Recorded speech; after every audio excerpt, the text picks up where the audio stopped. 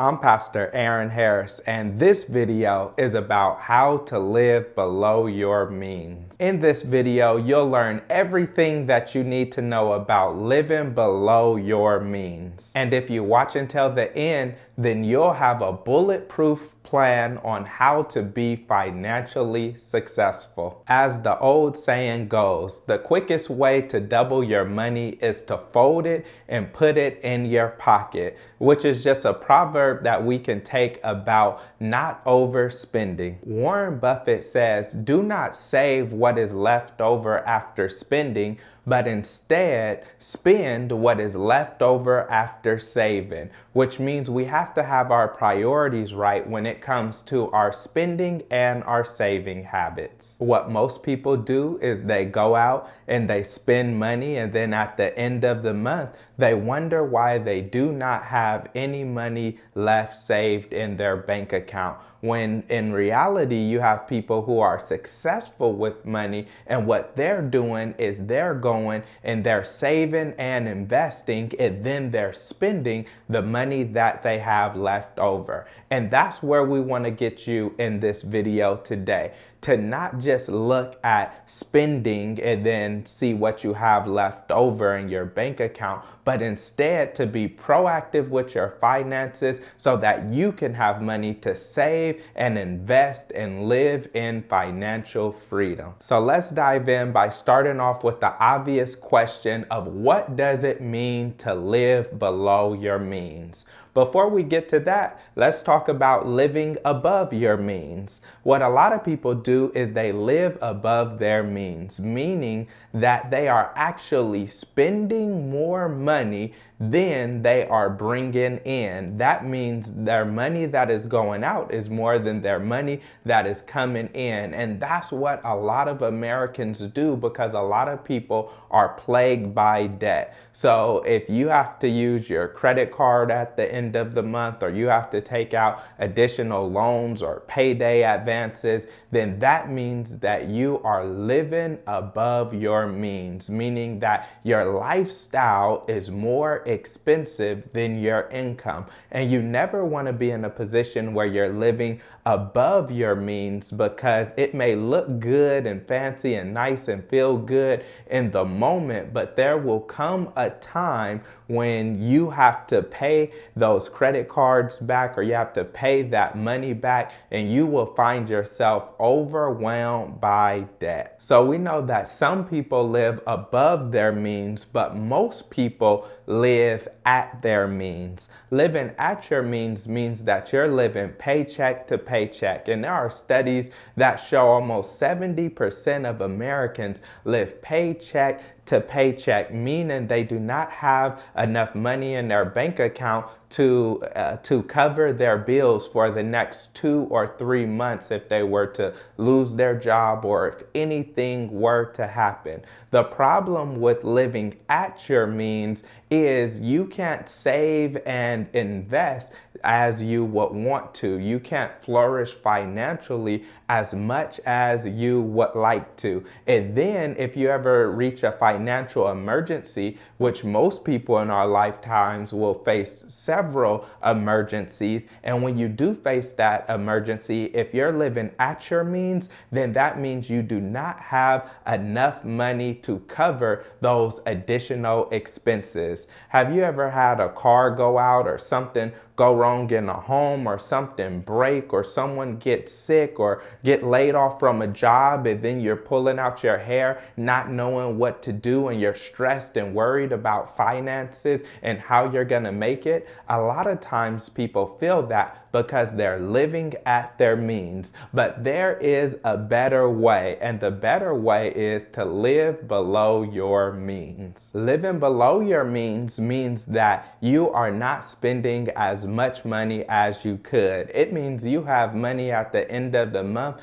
to save and invest and to do what you would like. When you live below your means, it means that you can be driving a better car, but you decide to live below your means. It means you may be able to afford a bigger home, but you decide to live in a little smaller home. You may be able to eat out at fancy dinners and restaurants more frequently, but but you decide to eat at less expensive restaurants or cook for yourself. It just means that you're not spending all that you have. And common sense and wisdom tells us that we should all be living below our means. But that's easier said than done. So next, let's look at why people don't live below their means so that we could get a better understanding of what we can do to have better financial habits. The most common argument that people have about why they don't live below their means is because of their income.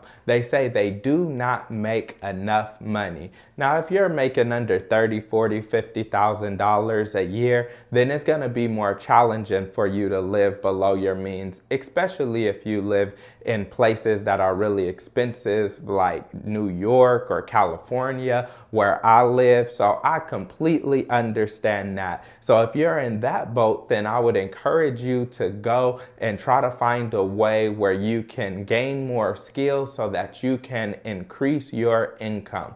But many people, when they're making $60,000, $70,000, $80,000 a year, they're making six figures a year, they're still living at their means, and they're thinking, if I could only make more money, then I would be able to have additional money at the end of the month.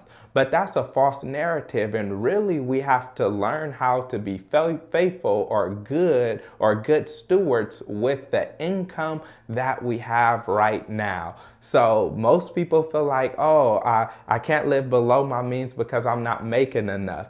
But I believe that the reason that most people don't live below their means is because of their mindsets. What we have to do is be willing to change our mindset so that we can go and we can say, hey, I know I can afford this, but I'm going to get the less expensive option because I want to make sure that I can save more money. Or I know I can go buy this over here, but I'm not going to buy it right now because I want to save and invest for my financial future. For everyone, what we have to learn is we have to have mindset shifts. And the way that you have a mindset shift is by focusing on what is most important to you. Most people, they think that living beyond your means or living at your means or under your means, that it's just a logical decision, that you could just line the numbers up. And if you line the numbers up,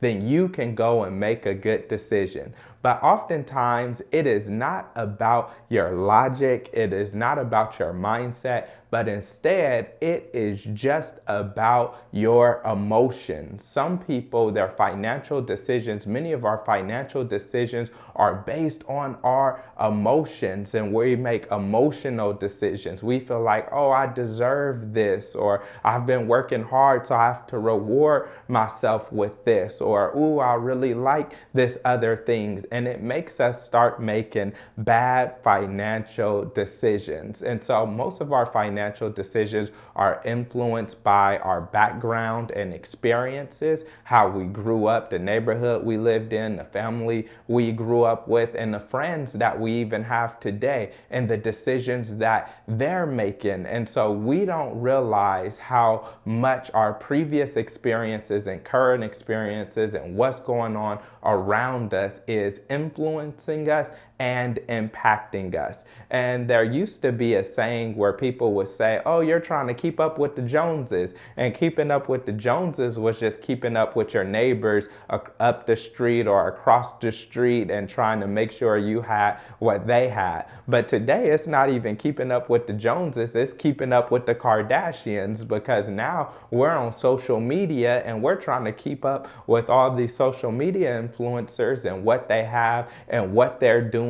But this is a big reason why people do not live below their means, because they see everyone else going on vacations, getting a nice car, getting into that new home, and they see this on social media and they feel like I have to have these things and I have to spend more money. But don't let that be you. Don't be tricked by the media or social media influencers or what other people have. Instead, what you need to do is need to have your goals set, your priorities set, and I'm going to tell you just how to do that right now. So here are some strategies for you to live below your means. The first thing you have to do is you have to thoroughly investigate your financial situation. How much money are you saving each month? How much money are you investing each month? How much money would you like to save or should you be investing? Where are you spending your money? A lot of people will look at their finances and not realize how much money they're spending on takeout or eating out, or how much money they spend on food delivery services, or maybe you're getting a lot of ride-share transportation through Uber or Lyft. But you should really look at your bank statements, and you may see subscriptions that you don't even use anymore that you're still paying for. And as I said that, I just thought about one that I need to go and cancel myself. And so what you need to do is you need to go and you need to assess thoroughly your current financial situation so you can see where you are. Then after that, what you should do is you should make a financial vision. A financial vision is where you want to be in the future. The reason that you make a financial vision is because you start to prioritize what it is that you want and what it is that's important to you. If you don't have anything that you see in the future, then you're going to spend all your money today because you don't have any goals for the future. You don't have any plans for the future. You don't have a big picture that you're saving for. But as soon as you have that tangible item, that dream, that goal that you want to get to, then you could say, no, I'm not going to go and shop online today. No, I'm not going to go to the mall. Yes, I'm going to take not the newest car. I'm going to take a used car. I'm not going to take the 5-bedroom home. I'm going to take the 4-bedroom home. Why? Because there is something in my financial future that I want to get to. Yes, I'm not going to spend $5,000 on a vacation. I'm going to spend $2,000 on the vacation. Why? Because I have a goal that I'm trying to accomplish. So once you have your financial vision, you set your goals, and your goals are your checkpoints on the way to your vision. And the way that you hit your goals is by having a strategic plan. And your strategic plan is your budget. You have to have a budget. You have to know how much money you're spending, where you're spending your money, and what your budget allows you to do is be proactive instead of being reactive. So instead of being reactive and waiting for something to happen for you to see an ad or a promotion or walk by something or scrolling on social media and see something that you like and you just buy it because you're impulse buying, or go in the store to buy one thing and you purchase 10 things. The way that you mitigate that, the way that you stop yourself from doing that, is having a budget and actually sticking to that budget, because your budget is your strategic plan to help you to be able to reach your vision. So what I want you to do is I want you to go and write a budget.